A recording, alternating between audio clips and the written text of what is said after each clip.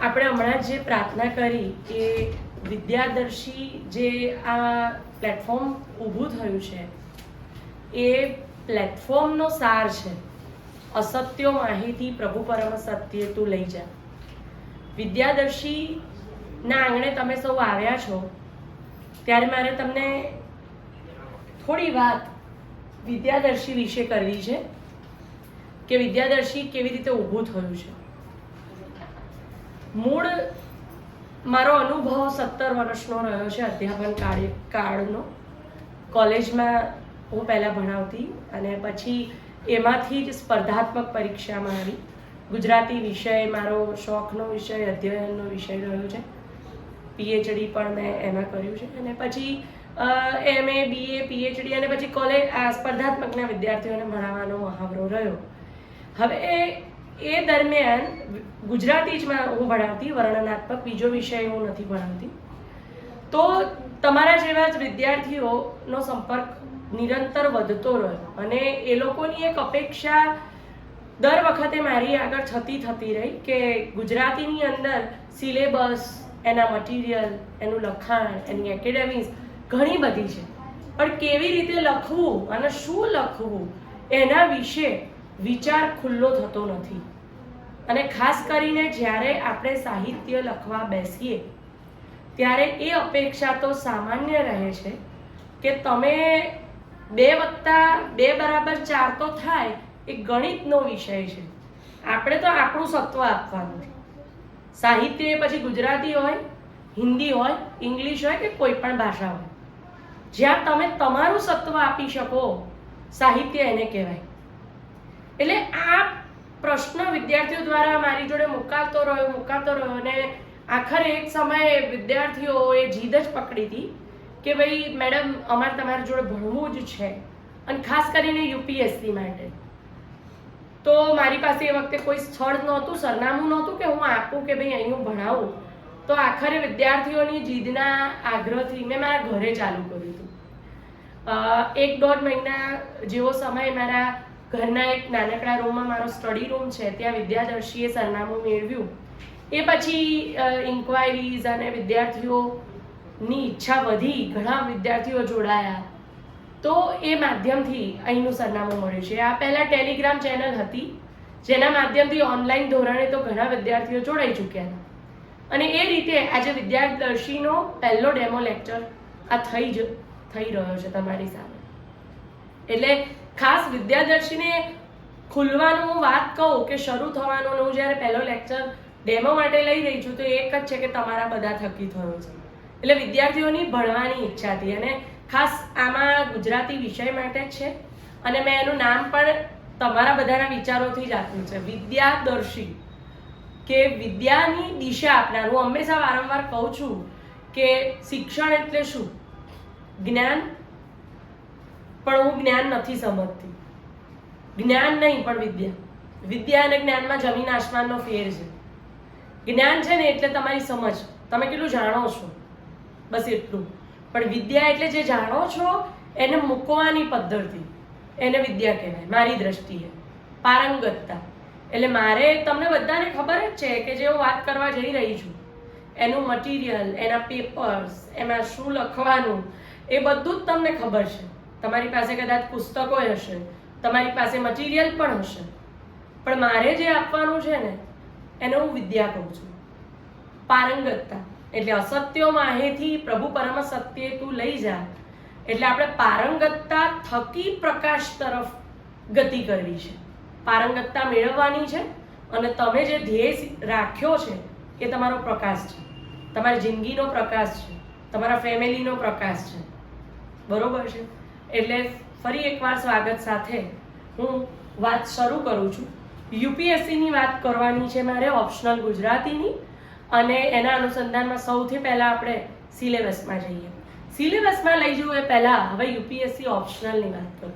મિત્રો, UPSC optional માટે ગુજરાતી વિષય છે, બધાને ખબર છે કે એક પેપર 1 અને પેપર 2, 250 માર્કના 2 પેપર, 500 માર્કમાં વિભાજિત આ વિષય, અને એમાં પહેલો વિષય એ સાહિત્યનો છે, બીજો વિષય કૃતિઓનો છે. વાત પૂરી થાય અને પછી તમને મટીરિયલ અપાય. પણ મારી દ્રષ્ટિકોણથી જ્યારે પણ જો પરીક્ષામાં પાસ થવું હોય, એ કોઈ પણ પરીક્ષા હોય, કોલેજની હોય, હું જે તબક્કાની વાત કરું તો કોલેજની હોય, સ્પર્ધાત્મક પરીક્ષા કે છેલ્લે યુપીએસસી, બહુ જ ઊંચી કેટેગરીની પરીક્ષા, પાસ થવું હોય ને તો આયોજન કરવું પડે. યુદ્ધ લડવું હોય ને તો આયોજન કરવું પડે. તમે એક યુદ્ધમાં આવ્યા છો, તમે અહીંયા ભણવા નથી આવ્યા, એક વસ્તુ સમજજો. એટલે અહીં ઝઘડવાનું નથી, પણ આપણે એક યુદ્ધની ટ્રેનિંગ લેવા આવ્યા છીએ. તમારી પાસે કોઈ શસ્ત્ર ના હોય છતાંય લડવાનું હોય, એવું યુદ્ધ લડવું હોય તો એ માટે એક આયોજન જોઈએ, એક પ્લાન જોઈએ. અને આ આખો જે તમારો યુપીએસસીનો સિલેબસ છે, એ સિલેબસ નથી, પણ એને પ્લાનથી ગોઠવીને, પ્લાનથી તૈયાર કરીને જો કરવામાં આવે તો જ આપણે પાસ થઈ શકીએ. બાકી તમે ગમે તેટલા મટીરિયલ તમારી પાસે હોય કે તમે ગમે તેટલી ફી ભરીને એકેડમીમાં જોડાવ, તો એ વસ્તુ સક્સેસ ના જાય. હું તમને સ્ટેમ્પ પેપર ઉપર લખી દેવા તૈયાર છું, કારણ કે થોડુંક મગજની કસરત માંગે છે. એટલે હું સિલેબસની અંદર મારે વાત કરવી છે, એટલે સિલેબસ એવી રીતે સમજાવવા માંગુ છું તમને. તમે બધા શું ભણીને આવ્યા છો, પહેલા મારે એ જાણવું છે કે ગુજરાતી મતલબ ભણ્યા છો, સાહિત્ય સાથે ભણવાનું રહ્યું છે તમારે? ઓકે.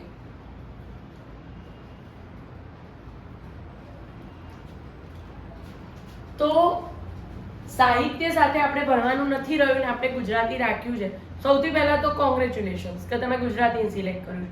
એટલા માટે નહીં હું ગુજરાતી ભણાવું છું, એટલા માટે કહું છું તમે ગુજરાતીમાં સારો સ્કોર કરી શકશો જો તમે થોડી બુદ્ધિજીવી આપણે આપણી હરકતો રાખીશું.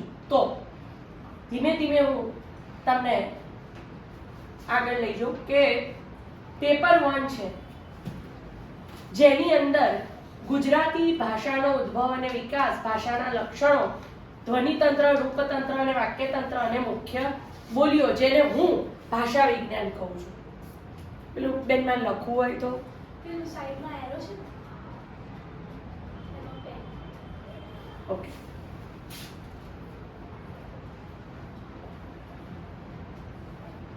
એ રહેશે. આ ક્લોઝ કરું. એ રહેશે. રહેશે જતું નથી.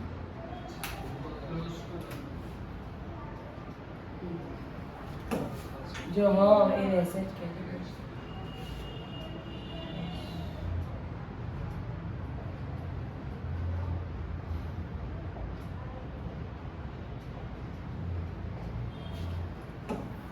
આ છે ભાષા વિજ્ઞાન. હવે આ તમારા માટે તદ્દન નવું છે. ભાષા વિજ્ઞાન, ગુજરાતી ભાષા કેવી રીતે બની, જન્મી, કેવી રીતે વિકાસ પામી, કેવી રીતે આપણે દરેક શબ્દ બોલી શકીએ છીએ. દાખલા તરીકે શ બોલવો હોય તો જીભ ક્યાં વળે, ક્યાં અડે, ક્યાં હવા ઘસાઈને આવે. ગાણિતિક ભાષા મતલબ હું કહું ને કે ગણિતના જેવા નિયમો ધરાવતો આ તમારો પહેલો મુદ્દો છે આપણા પેપર 1 નો. પણ પછી હવે આ મુદ્દા જે ચાલુ થાય છે ને મધ્યકાલીન ગુજરાતી સાહિત્યનો ઇતિહાસથી, આ બધા મુદ્દા જો તમે ભણ્યા હશો તો જ પેપર 2 સરસ રીતે કરી શકશો. એની એક કારણ કહું કે ડૉક્ટર છે, એ ડૉક્ટરને કોઈ પણ ઓપરેશન કરવાનું આવે ત્યારે જ્યારે એની હ્યુમન બોડી હોય તો એની પાસે શસ્ત્રો તો હશે, શસ્ત્રોનો ઉપયોગ કરતા પહેલા એ શીખ્યો હશે, પછી એનું નિદાન કર્યા પછી સારવાર કરતો હોય છે. જો પેપર 1 એ ઓપ્શનલ ગુજરાતીના શસ્ત્રો છે. તમે જો આ શસ્ત્રોને નહીં શીખો ને, હા એકંદરે થોડુંક એવું લાગે કે બોરિંગ છે, કારણ કે એના લક્ષણો છે ને એ બધું તૈયાર કરવાનું, વિદ્યાર્થીઓને જ્યારે તૈયાર કરવાનું હોય ત્યારે બોરિંગ લાગે છે, હું ચોખ્ખી વાત કહું. પણ એને સમજીને તમે તૈયાર કરશો ને તો બોરિંગ નહીં લાગે. આ શસ્ત્રો છે, આને ભણ્યા વગર જો પેપર 2 પાસે જશો ને, પેપર 2 મજા આવશે. માનવીન ભવે વાંચી, ચલો ભાઈ મજા આવી ગઈ. સૌરાષ્ટ્રની રસધાર વાંચી, મજા આવી ગઈ. પણ ઓપ્શનલ ગુજરાતીમાં એનાથી કામ પતવાનું નથી. આપણે કવિ કે નવલકથાકાર બનવા નથી આવ્યા, આપણે તો વિવેચક બનવા આવ્યા છીએ. સંશોધન કરી વાત આપણે મૂકવાની છે કે તમને શું લાગ્યું આના વિશે એ કહેવાનું છે. અને ત્યારે અઘરું કેમ પડે છે કે આપણે મૂળ લક્ષણો ગોખી નાખ્યા છે, શીખ્યા નથી. દાખલા તરીકે હું એમ કહું કે ભાઈ નવલકથાના લક્ષણો, તો હું ભણાવતી હોઉં કે નવલકથાના લક્ષણો, પહેલા કથા વસ્તુ આવે, પાત્રલેખન આવે, સંવાદ લેખન આવે, રસ સંકલન આવે, વસ્તુ સંકલન આવે, તમે ગોખી નાખ્યું. પણ હવે જે વસ્તુ સંકલન વાળો મુદ્દો છે, વસ્તુ સંકલન એ કોને કહેવાય? તો વસ્તુ સંકલન એટલે ગોઠવણી, સંકલન એટલે ગોઠવણી. વાર્તાની તમે કોઈ બી નવલકથા કે કંઈ પણ વાર્તા વાંચો, એમાં ગોઠવણી હોય કે પહેલા ઘણીવાર પાત્ર ફ્લેશબેકનું વિચારતો હોય, પછી એમાં વર્તમાન કાળ આવે, પછી એ ભવિષ્યની કલ્પના કરતો હોય, પાછો ફ્લેશબેકમાં જતો રહે, અને એમ કરતા કરતા લેખકે આપણી જોડે વાર્તા આખી ખોલીને આપી હોય, એવું બને ને. એવી નવલકથા કે એવી વાર્તાઓ આવતી હોય છે. આને વસ્તુ સંકલન કહેવાય.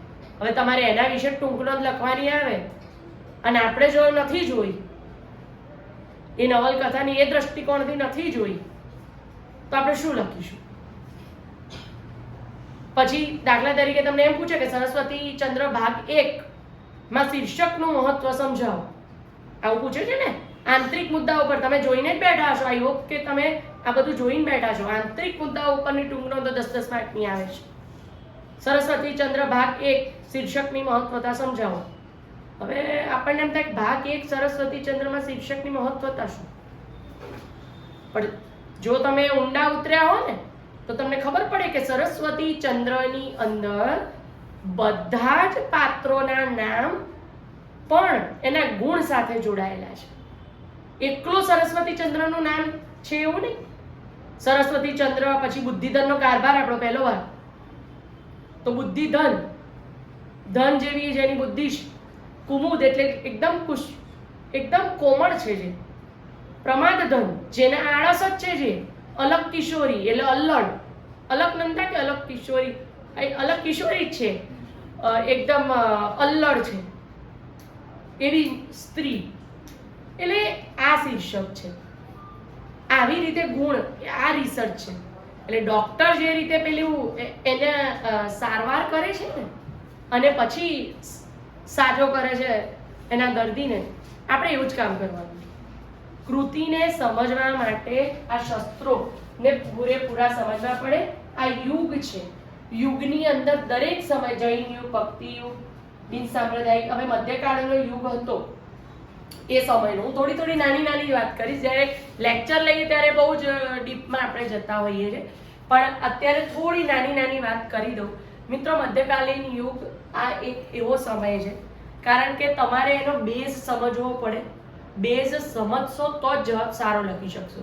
અને યુપીએસસી ની અંદર ઓપ્શનલ ગુજરાતીની વાત હું તમને કહીશ કે મિત્રો, જે તજજ્ઞ લોકોએ પુસ્તકો લખ્યા છે એ તો આપણે વાંચવાના જ છીએ, પણ આપણે આપણું તો કંઈક ઉમેરશું ને. તો મધ્યકાળની વાત, ટૂંકી વાત જો ખબર હોય તો તમે તમારી ભાષામાં ઉમેરી શકો. માર્ક એના છે. મધ્યકાળ છે, મધ્યકાળ હતો. એ મધ્યકાળની અંદર એનો પાયો એવો હતો કે લોકો પોતાની રીતે ભક્તિમાં તરબોળ હતા. સૌથી પહેલા તો જૈન યુગની વાત કરું તો જૈન યુગની અંદર જૈન સાધુઓ કે જૈન મુનિઓ, એમણે પોતે ખાલી ધર્મની રીતે, ધર્મના ઉપદેશો આપવા માટે એમની ભાષામાં, મતલબ અપભ્રંશ ભાષામાં ક્યાંક લખવાનું ચાલુ કર્યું હતું. એ તમને તામ્રપત્ર ઉપર મળે કે ખાખરાના પાન ઉપર મળે, કારણ કે મુદ્રણ યંત્રોની તો શોધ થઈ નહોતી. અને એ પછી જે બધા બીજા સાહિત્યકારો મળે છે, જે આપણી પરીક્ષામાં આવે છે, એ બધા જ સાહિત્યકારોનો જે આખો દોર રહ્યો છે ને, એ લોકોએ તો ખાલી, મતલબ ગંગા સતી છે ઉદાહરણ તરીકે લો, તો એ એમના ગામના પાદરે એમનો પેલો એક તારો લઈ અને ભજન ગાતા. એમાંથી આપણને ખબર છે બધાને, વીજળીને ચમકારે મોતીડા પરવો પાનને. અને એ તો કંઠોકંઠ જળવાયું. એ વખતે ક્યાં કોઈ છાપખાનાની શોધ હતી? અને એ જળવાતા અત્યારે અહીંયા આવીને આપણે ભણવામાં આવે. આ રાસ યુગ, એ સમયના જૈન સાધુ મુનિઓએ શૃંગારની વાત લખી હતી, અને એ જે તમને ભણવામાં આવે છે વસંત વિલાસ, જેનું નામ બી નથી, અજ્ઞાત કવિ તરીકે આપણી સામે છે. અને એ સમયનું શૃંગાર કાવ્ય, અદ્ભુત શૃંગાર કાવ્ય એ લોકોએ લખ્યું હતું. અત્યાર સુધી એ પ્રશ્ન એવી રીતે રહે કે એ કવિઓ જે શૃંગાર એમની અપભ્રંશ ભાષામાં લખ્યું છે, તો એ કઈ રીતે લખ્યું છે, એટલી ઊંચી કલ્પના. તો મિત્રો, આ બધી કૃતિને ભણવા માટે આ બધા પાયા છે. અને ભણવા ખાતર ભણશો ને તો નહીં આવે. હું સ્પષ્ટ તમને વાત કરું, આ ગોખણ પટ્ટીનું જ્ઞાન નથી. એટલે બધું કણખોપકણ ઘડવાયેલી વાત છે. પછી તો નરસિંહ મહેતા આવ્યા, મીરાબાઈ આવ્યા, જે લોકોએ બી પદો પોતે પોતાની રીતે ગાય. અખો આવ્યો, અને ધીરો ભગત, જેના વિશે કદાચ તમે વાંચ્યું હશે, એ તો પોતાની કૃતિ કે પોતાની કલાને પેલી ભૂંગળીમાં ભરાવે અને નદીમાં વહાવી દે, અને જેના હાથમાં આવે ને એ ખોલીને જુએ ત્યારે એ કૃતિ હાથમાં દેખાય કે વાહ. તો આપણું સાહિત્ય આવી રીતે એક પોતાની આકાશને આંબીને ઊભું છે. તો એ સાહિત્યની વાત કરવાની હોય અને જ્યારે આપણે ઉપર છલ્લી કરીએ તો આપણા માર્ક કપાય કે નહીં? સમજો છો? આપણે ઉપર છલ્લી વાત જ નથી કરવાની, આપણે અંદર ઉતરવાનું. એનો મૂળ એ બેઝ તમે સમજશો ને તો મજા આવશે. પછી આપણે અર્વાચીન યુગમાં આવીએ છીએ. અર્વાચીન યુગ અંગ્રેજોના આવતા એ યુગ આવેલો, જે આપણા પેપર 1 નો એક શસ્ત્ર કહી શકાય, આપણું શસ્ત્ર છે. હું તો એવું જ કહું આ લોકોને કે આ શસ્ત્ર છે, આનો ઉપયોગ કરવાનો છે, આને ખાલી ભણવાનું નથી. અર્વાચીન ગુજરાતી સાહિત્ય. અર્વાચીન ગુજરાતી સાહિત્ય અંગ્રેજો આવ્યા અને અંગ્રેજોએ એક જ એમાં મેકોલે નામના એક અંગ્રેજે એક પ્રતિજ્ઞા લીધેલી કે હું આ ભારતીયોને એમના રંગથી નહીં બદલી શકું, પણ એમના વિચારો એમના મનથી આખો બદલી નાખીશ. અને એની પ્રતિજ્ઞાના અનુસંધાને આપણામાં અંગ્રેજી શિક્ષણ ઉમેરાઈ ગયું. અંગ્રેજી શિક્ષણ ઉમેરાયું, અંગ્રેજીકરણ ઉમેરાયું. આપણા યુવાનો ભણવા લાગ્યા. ભણતા ભણતા એમણે જોયું કે અમારી બેન દીકરીઓ તો ઘરમાં રહે છે અને અમને ભણાવવા મેડમ આવે છે. અને એ પછી નર્મદ અને દલપત જેવા યુવાનો જે તમારી જેટલી ઉંમરના હતા, અને એ લોકો એક ઝુંબેશ ચાલુ કરી, અને એ ઝુંબેશ જ્યારે ચાલુ થઈ એને સુધારક યુગ કહેવામાં આવે છે. અને ઝુંબેશ ક્યાંથી ચાલુ કરી? એ લોકો જોડે તો સોશિયલ મીડિયા હતું નહીં, એટલે એ લોકોએ ચાલુ કરી ઝુંબેશ કલમથી. ત્યારે છાપખાનાની શોધ થઈ ચૂકી હતી. તમારે જો કોઈની જોડે 20મી સદી જો જોવા મળી જાય કૃતિ મેગેઝિન, એ જોજો. એ સમયે જ્યારે નર્મદેને એ લોકોએ ચાલુ કરી હતી, તો આ નવું છે. નર્મદે પહેલો કોષ બનાવ્યો આપણો ગુજરાતીનો. કયો કોષ છે? નર્મદની મારી હકીકત આવે છે. નર્મદે બનાવેલો આપણો શબ્દકોષ, જેને નર્મકોશ કહેવાય છે. એની કવિતા, નર્મદની કવિતા ભણવામાં બાળકોને હતી એ જ સમયે. તમે દાખલા તરીકે ત્યાં લખતા હો અને તમારી જ કવિતા સિલેબસમાં આવે એવું, તો છોકરાઓ એવું કહ્યું કે તમારી ભાષા તમને સમજાતી જ નથી. તો નર્મદને એમ થયું કે મારી ભાષા સમજાતી નથી તો મારે અર્થ આપવા જોઈએ. તો એમણે કેવું કર્યું કે લખવાનું ચાલુ કર્યું પોતાના જ શબ્દોના અર્થ. પછી એમ થયું કે ભાઈ એવા તો ગુજરાતીમાં કેટલાય શબ્દો છે જેના અર્થ ઘણા લોકોને ખબર જ નહીં. તો એમણે કોષ ચાલુ કર્યો લખવાનો. અને પોતાના મિત્ર જે જુનાગઢ રહે, ભાવનગર રહે અને બીજી ઘણી દિશામાં રહેતા હોય એને મોકલતા ગાડામાં, અને ત્યાંથી એવું કહેવાય છે કે શબ્દો મંગાવતા કે ભાઈ તમારા એરિયામાં કે પ્રાંતમાં ગુજરાતના કોઈ નવા શબ્દ હોય જે મને ના ખબર હોય તો એના અર્થ સાથે મૂકો. તો નર્મકોશ એવી રીતે તૈયાર થયો મિત્રો. પણ એક દુઃખની વાત કે જેમ ગરીબોને હંમેશા ધનિકોનું આધિપત્ય સહન કરવું જ પડતું હોય છે, નર્મદે પણ કરવું પડ્યું. નર્મદ પાસે પૈસા નહોતા એ છાપવાના, અને નર્મદની બહુ જ આજીજી પછી પણ કોઈએ સ્વીકાર્યું નહીં, કારણ કે કોઈ માનતા જ નહોતા કે ગુજરાતને આ કોષ મળે. અને એ માટે તમે જો સાંભળ્યું હોય તો મહિપત રામે સખત વિરોધ કરેલો. નર્મદે આ બધા વિરોધને પછાડીને આખરે કોષ એન કેન પ્રકારે મૂક્યો. અને એ કોને અર્પણ કર્યો છે ખબર છે? ગરવી ગુજરાતને, મારા ગરવી ગુજરાતના સર્વ નાગરિકોને. અને ત્યારે એમણે રચના કરી એ કોષ મૂકતા, જય જય ગરવી ગુજરાત, દીપે અરુણો પ્રભાત. એ કવિતાની રચના ત્યારે થઈ છે. એટલે તમને મુદ્દાની બહાર નથી લઈ જતી, પણ કહેવાનો મતલબ આપણો ઇતિહાસ આટલો ઊંચેરો છે. અને એમાંથી પછી ધીમે ધીમે યુગ અસ્તિત્વમાં આવતા ગયા, આપણા આધુનિક યુગ કે પંડિત યુગ અસ્તિત્વમાં આવ્યો. પંડિત યુગમાં કેવું થયું કે સુધારા યુગમાં મેં તમને હમણાં કહ્યું કે શિક્ષણનું સ્તર વધ્યું, પછી લોકોમાં વિદ્વત્તા વધી, અંગ્રેજીકરણ તો આવ્યું, પશ્ચિમનું સાહિત્ય ભણવામાં આવ્યું. એટલે શું થયું? આપણા સાહિત્ય સ્વરૂપો તો કયા હતા? રાસ, ફાગુ, ગરબા, પદ, ભજન, છપ્પા, આ બધા આપણી પાસે વાર્તાઓ નહોતી, આપણે ગદ્ય નહોતા લખતા, આપણે પદ્ય વાર્તા લખતા. શા માટે પદ્ય વાર્તા આપી છે? આપણે તો વાર્તા પદ્યાત્મક લખતા. પદ્યાત્મક વાર્તા કેમ લખાતી?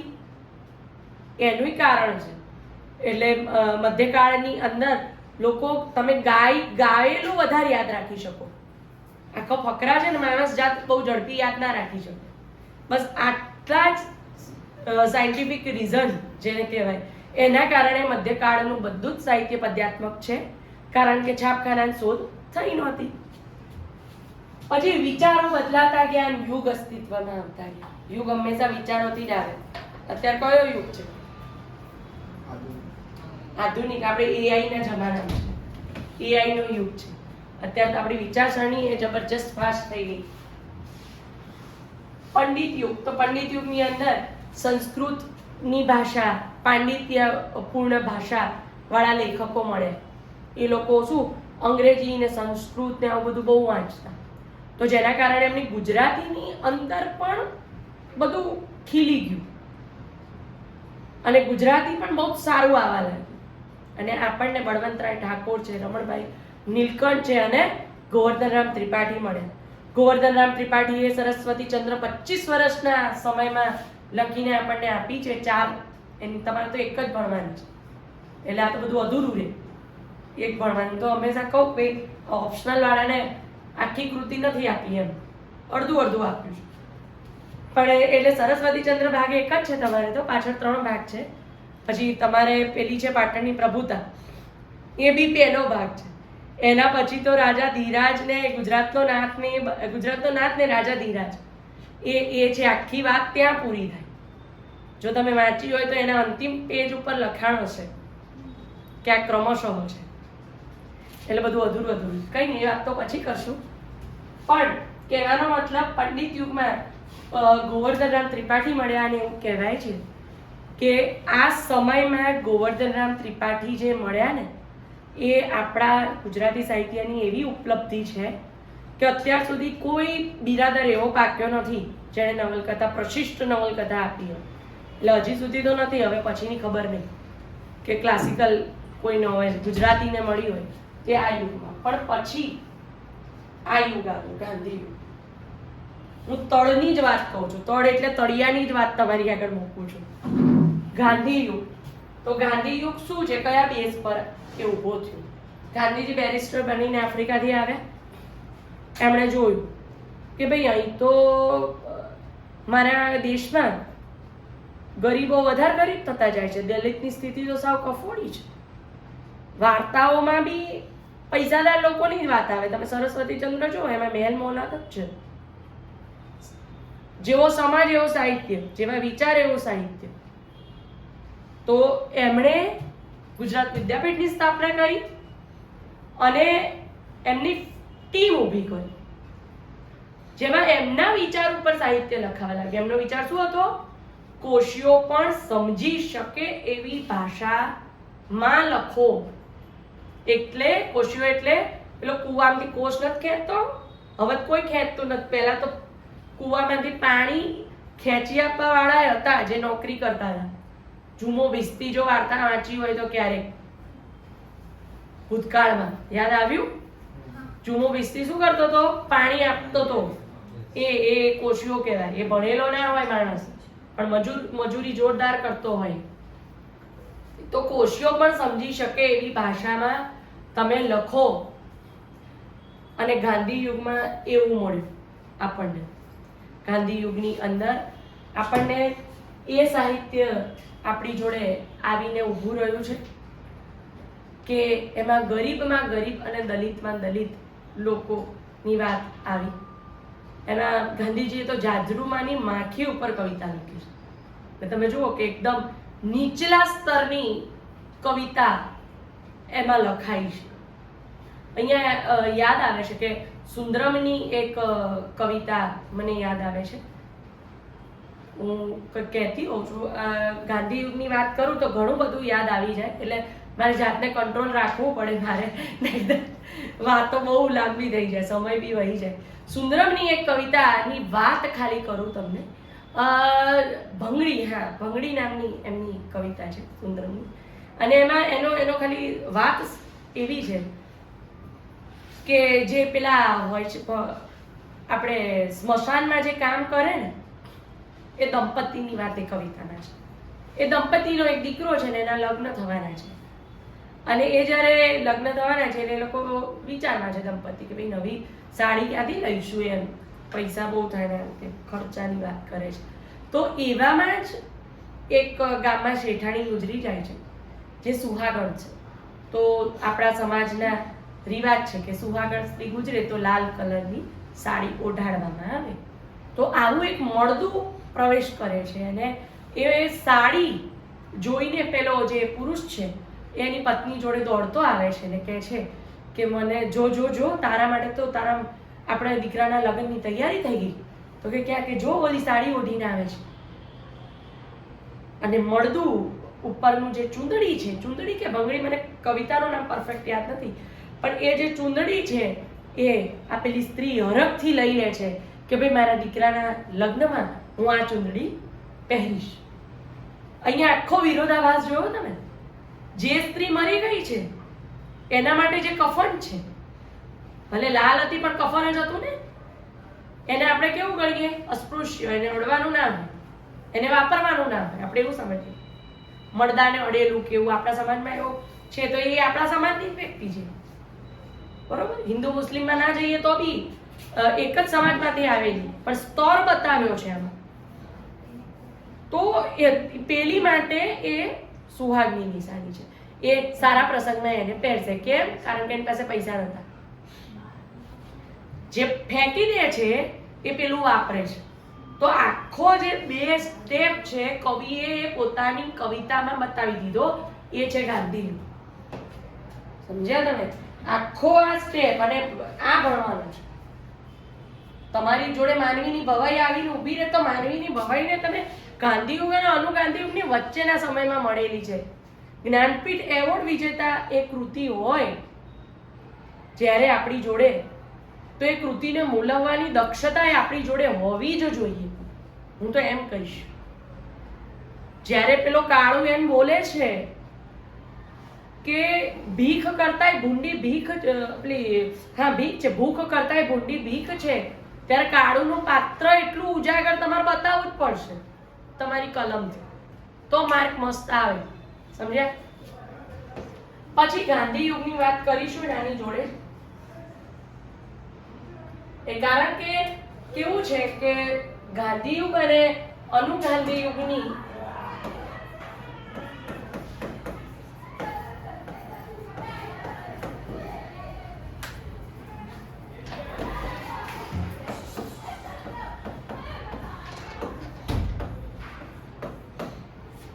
ગાંધી યુગ, અનુગાંધી યુગ ને આધુનિક યુગ ત્રણેય આપણે ભણવાના છે, બરોબર છે.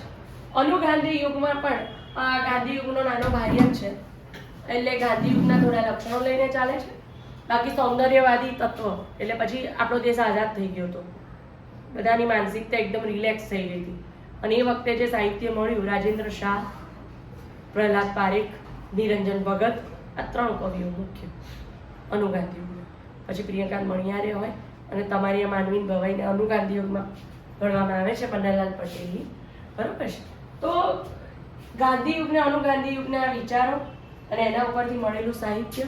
પછી આધુનિક યુગ. આધુનિક યુગની અંદર જે કૃતિ, જે સાહિત્ય જે લખાયું છે એના મૂળ પ્રકાર એવા રહ્યા કે માણસ એકલો પડતો ગયો, કોઈ એને સમજવા વાળું રહ્યું જ નહીં, એ દુઃખી થતો ગયો. આંતરમન એકલો એકલો વાત કરે. અમે હમણાં પહેલો લેક્ચર લીધો, એમાં ઈતરાની વાત જે મૂકી હમણાં ક્વેશ્ચન હમણાં પૂછાયો હતો છેલ્લે ઇતરાની ગદ્ય સમીક્ષા જીપીએસસી માં પૂછાઈ હતી ને, તો એની અમે વાત કરી હતી. તો એ આખી આધુનિક યુગની વેદના છે કે જેમાં માણસ માત્ર એકલો પડતો જાય અને અંદર અંદર વિચારતો જાય અને છેલ્લે આત્મહત્યા કરે. એવી વાર્તાઓ ને એવી નવલકથાઓ, દુઃખી થતો જાય માનસિક રીતે, એ તમને આમાં મળે. સીતાંશુભાઈની કૃતિ છે તમારે, એ જ વાતને લઈને ચાલે છે. પછી નારી અને દલિત સાહિત્ય અને ડાયસ્પોરા સાહિત્ય, એ આખી અલગ અને બહુ જ સરસ વાત અહીંયા કરવાની છે. આ ઉપર જ કહો. હા, એટલે જો એના પ્રકારો છે, પછી સાહિત્ય સ્વરૂપો છે, એના અલગ અલગ લક્ષણો હોય. હવે આ તમે લક્ષણો ભણશો એના ઉપરથી તમને ખબર પડશે કે મારે આ કૃતિને આવી રીતે જોવાની છે, આનો જવાબ મારે આવો લખવાનો છે. બરોબર? હમણાં કોઈ એક વાત કરું છું, સૌરાષ્ટ્રની રસધાર વિશે થોડીક વાત કરવી છે. બરોબર છે? પછી એટલે તમને એના ઉપરથી ખબર પડશે કે કોઈ પણ વાર્તા હોય કે કૃતિ હોય, હું કૃતિ બોલીશ, તમને ન ખબર પડે તમે હાથ ઊંચો કરજો, કારણ કે મને એવું લાગે કે હું ઘણીવાર બહુ વધારે પડતું બોલી જાઉં, ના ખબર. હા, હેપતાયેલા ના રહેતા, તો હું હેપતાઈ જાઉં છું. એકદમ સરળ રહેજો. આપણા પરિવારની જેમ જ માહોલ રાખશું તો જ ભણવામાં થોડું ડિસ્ટર્બ કરીશ, પણ જેટલા તમે આંતરિક ડિસ્કશન કરશો નો ડાઉટ સિલેબસમાં ના કરો, પણ જ્યારે મનમાં પ્રશ્ન ઉદ્ભવે પૂછી લેજો, કરંટ આવે મન કહેજો.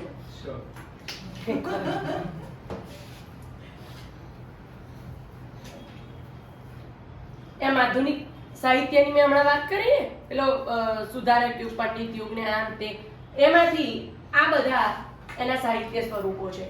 અને આ બધાના લક્ષણો હોય, એ લક્ષણો મોઢે કરીને આપણે પછી કૃતિ જોડ જઈશું.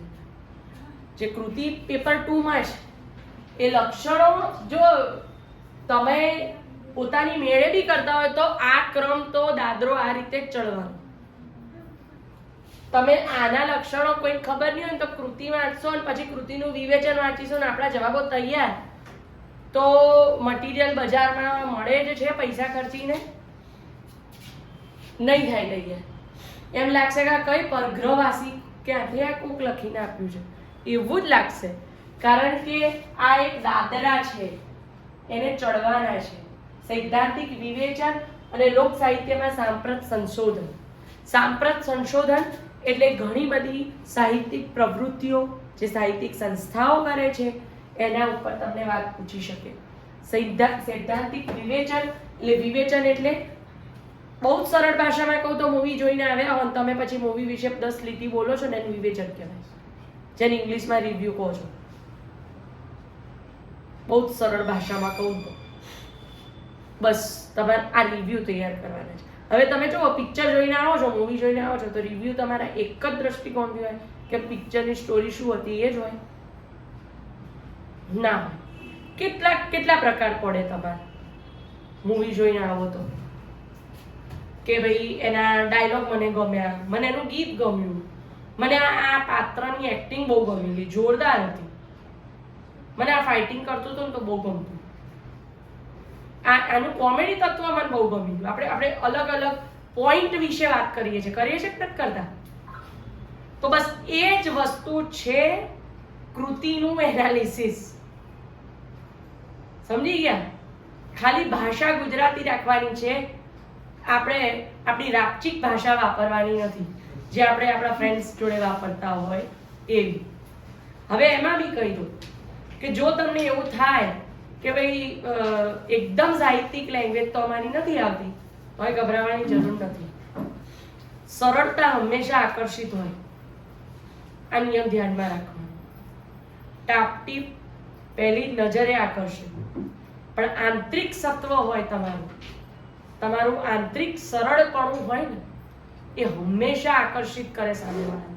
એટલે સરળ રહેવું જીવનમાં, એ જીવન હોય કે ભણતર હોય, એટલે તમારી સરળતા છે ને એ આકર્ષિત કરશે.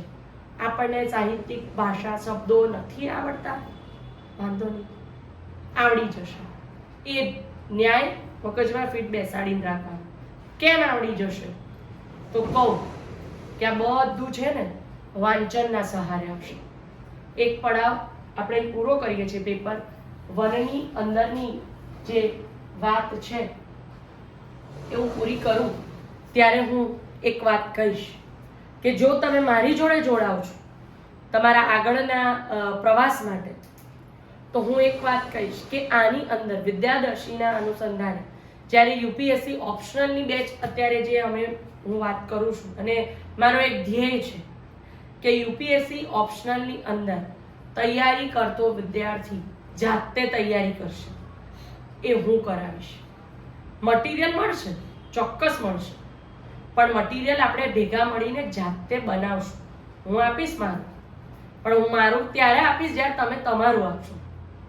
તમારા ફકરા, તમારા જવાબો, તમારી ભાષા એ તો મારે તપાસવી પડે ને. બાકી તૈયાર મટીરિયલ તો બજારમાં અવેલેબલ જ છે, અહીંયા આવવાનો ખર્ચોય કરવાની જરૂર નથી. હું સ્પષ્ટ વક્તા છું, મારી વાતો સ્પષ્ટ રીતે મૂકીશ. મારે શું કરવાનું છે? પેન્સિલ છે તમારી જોડે, અણી બી કાઢેલી છે તમે, મારે એને ધાર આપવાની છે. સમજી ગયા? મારું કામ આટલું જ છે.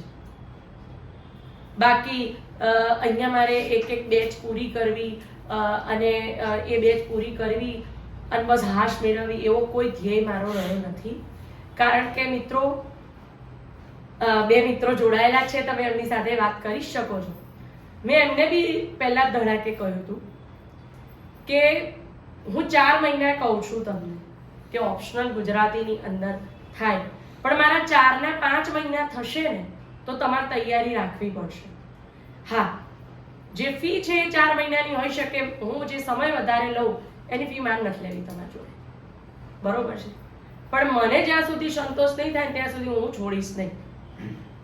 કારણ કે જે તમે મારું પગથિયું ચડી રહ્યા છો, ઉતરો ત્યારે હું તમને એ જ અધિકારીના રૂપમાં જોઉં. જે આપું છું તો પરફેક્ટ આપું. મને સંતોષ થવો જોઈએ. આસ્થાબેન અહીં બેઠા છે અને આ છોકરાઓ છે, આજે દિલ ખોલીને વાત કરવાનો મોકો મળ્યો છે. ઘણીવાર એવું થાય કે કોઈ કૃતિ કે કોઈ વાતની વાત કરી હોય તો આસ્થાબેન સાથે વાત થતી હોય તો એમ કહું કે આજ મને બહુ ચટપટ થાય છે, અંદર બહુ જ દુઃખ થાય છે. એટલે એમ કે કેમ? એટલે પછી મારે કહેવું પડે કે ભાઈ એવું લાગે કે આજે કંઈક આપવાનું હતું પણ અધૂરું રહી ગયું. પણ ફરી વાર એ લોકોને પ્રશ્ન ભણાવો, ફરી વાર એની ચર્ચા અમે લોકો કરીએ છીએ. એટલે આ છોકરાઓને ખબર છે કે શાંતિથી વાતને આગળ વધારે. જો કે આ વસ્તુ સારું દેખાડવા માટે જ કહેતી, પણ તમે જો જોડાઓ તો માનસિક રીતે તૈયારી સાથે કે ભાઈ ઉતાવળિયા પગલાં લેવા એ આપણા માટે હિતાવહ નથી. કારણ કે આપણે યુપીએસસી લેવલે ગુજરાતીને ભણી રહ્યા છે, અને ગુજરાતી શું કામ, બીજી કોઈ પણ ઓપ્શનલ તરીકે ભાષા રાખો તો ભાષા તો એ જ રીતે ભણાય. ગુજરાતી બોલતા આવડે છે આપણને, ગુજરાતી જીવતા નથી આવડતું ખાલી, બરોબર? આપણે આપણા લોકોને સમજી નથી શકતા, પછી કૃતિને સમજવાની તો વાત જ ક્યાં રહી? એવું થાય, આપણે આપણા લોકોને નથી સમજી શકતા. તો કહેવાનો મતલબ એ છે. હવે પેપર 2, તો મિત્રો પેપર 2 આખો કૃતિનો બનેલો છે. 19 કૃતિ છે, બહુ જ લાંબા પડાવની વાત છે. જ્યારે હું BA અને MA ના વિદ્યાર્થીઓને નવલકથા, નિબંધ કે વાર્તાઓ હું કોઈ 3 કે 4 કૃતિ 1 વર્ષની અંદર પૂરી કરતી હોઉં, એવા સમયે જ્યારે મારે 19 કૃતિ અને કોઈ એમ હું કહું કે 2 કે 3 મહિના હું તમને પૂરી કરીને આપીશ તો મને માફ કરશો.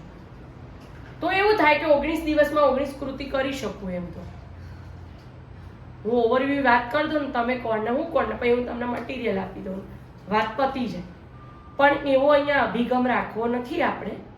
કૃતિમાંથી તમે પસાર થશો જ્યારે પેપર 1નું કામ ચાલતું હોય ત્યારે, અને પછી આપણે એનું મટીરિયલ અને આપણે એને સમજવાની શરૂઆત કરશું, સમજીશું. એટલે એક કૃતિ હશે ને મિત્રો, એના 10 લક્ષણો પડે અને 10 રીતે એને તપાસવી પડે. કોઈ પણ પુસ્તક, કોઈ પણ કૃતિનું એનાલિસિસ 10 રીતે થાય. મેં તમને આગળ લક્ષણો વિશે વાત કરી પેપર 1માં, જે લાંબુ લેક્ચર એટલે આપ્યું છે, બરોબર છે? તો એ લક્ષણો ઉપરથી આપણા જવાબો તૈયાર થાય. દાખલા તરીકે અહીંયા છે મધ્યકાળની ચંદ્રચંદ્રાવતીની વાર્તા. આ ચંદ્રચંદ્રાવતીની વાર્તા જે છે એ શામળની લખેલી પદ્યાત્મક વાર્તા છે. હવે પદ્ય વાર્તાના લક્ષણો તમને ખબર હોય તો જ તમે એને લખી શકો. દાખલા તરીકે પદ્ય વાર્તાના લક્ષણોમાંથી એક લક્ષણ છે આળકથા. આળકથા એટલે વધારાની વાર્તા. નાના નાના કોમેડી નાની વાત હોય અથવા તો જાણવા જેવી બાબતો હોય, કોઈ સમસ્યાનું નિરાકરણ વાળી બાબતો હોય, એવું આ લોકો પહેલાના જમાનામાં ઉમેરતા કે સાંભળવા વાળાની સામે કંટાળો ના આવે.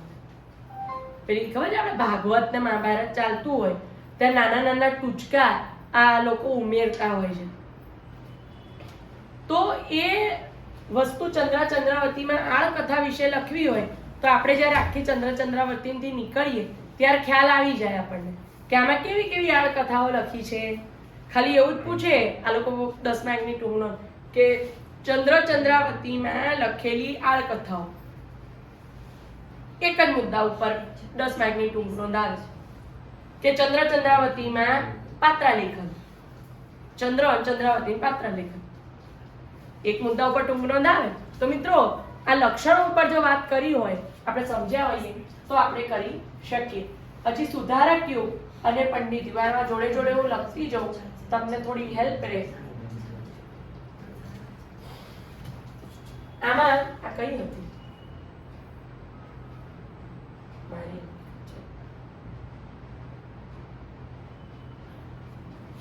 આ મારી હકીકત, ફાર્બસ વિરહ, આ બંને સુધારક યુગમાંથી આવે છે. એ વ્હાઈટ પટ્ટીને અડો અને આગી કરી દો. પછી સરસ્વતી ચંદ્ર, પૂર્વાલાપ અને રાઈનો પર્વત, આ ત્રણે આપણને મળે છે પંડિત યુગમાંથી. હવે હું આવું કેમ લખું છું એના કારણ કદાચ તમે થોડું ઘણું સમજ્યા હશો. સુધારક યુગ અને પંડિત યુગ આ બંનેના અલગ લક્ષણ છે, બરોબર. આપણા ઘરમાં કોઈ બી નિયમ લાગુ પડે ને ત્યારે પડે, ઘરમાં બી કે વિચારો બદલાય. યુગ પણ ત્યારે અસ્તિત્વમાં આવે છે જ્યારે વિચારો બદલાય છે, બરોબર છે. અને વિચારોના પર્યાયરૂપ આ બધી કૃતિ બની છે. મારી હકીકત ને ફાર્બસ વિરહ, દલપતરામનો મારી હકીકત નર્મદ, સરસ્વતી ચંદ્ર કોનું, ગોવર્ધન રામ, પૂર્વાલાપ કાંતનું, રાઈનો પર્વત રમણભાઈ નીલકંઠનું નાટક. તો ત્રણે તમે જુઓ સાહિત્ય સ્વરૂપો અલગ અલગ છે પાછા સ્વરૂપો. તો આ છે આત્મકથા, આ છે ફાર્બસ વિરહ છે કાવ્ય, સરસ્વતી ચંદ્ર નવલકથા, પૂર્વાલાપ પણ કાવ્ય છે કાંતનું, અને રાઈનો પર્વત છે નાટક. એટલે તમે જુઓ નાટક મતલબ સાહિત્ય સ્વરૂપોના લક્ષણો અને યુગ વિશેની માહિતી, આ બે વસ્તુ હશે તો જ તમે આનું એનાલિસિસ કરી શકશો. સમજાઈ ગયું? પેપર 1 જો ખબર હશે આવી રીતે તો જ પેપર 2 ખબર પડે, બાકી ના પડે. હું ભૂલી જાઉં છું. પછી ગાંધી યુગ અને અનુગાંધી યુગ.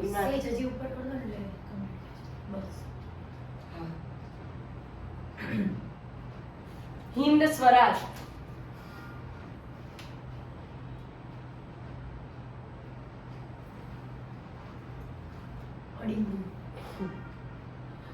હિન્દ સ્વરાજ તો કોનું છે? હિન્દ સ્વરાજ આ ગાંધીજીનું છે અને ગાંધી યુગનું છે.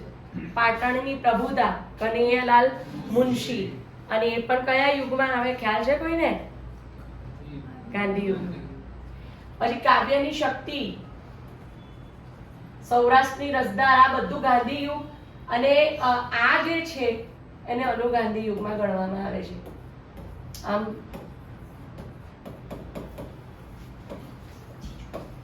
અને આ ઉપરના એ ગાંધી યુગમાં લેવામાં આવે છે. ઝવેરચંદ મેઘાણી ગાંધી યુગ અને અનુગાંધી યુગની વચ્ચેના લેખક કહેવાય છે. પછી આધુનિક યુગ, સપ્તપદી જનાંતિકે નિબંધ છે અને આ અશ્વસ્થામા.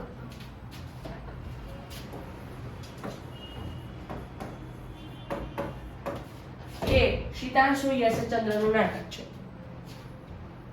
આ રીતે આખો શું થયું? ઠંડી લાગે તો કોઈ દેજો લાગે છે કે તમે ત્યાં જશો ને તો ત્યાં ઠંડી, આ વિસ્તારમાં બેસતા હશો ને એટલે ડાયરેક્ટ એસીનો ફ્લો આવશે. ઠંડી ગરમી તાપ તડકો કે ભૂખ લાગે તો ભણી ના શકાય. હવે બીજી સ્લાઇડ કરતો. હા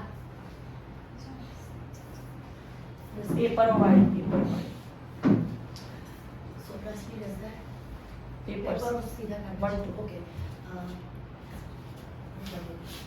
કેમ કે પેપર થોડા સમય પછી આ કાઢો પહેલું પેપર યસ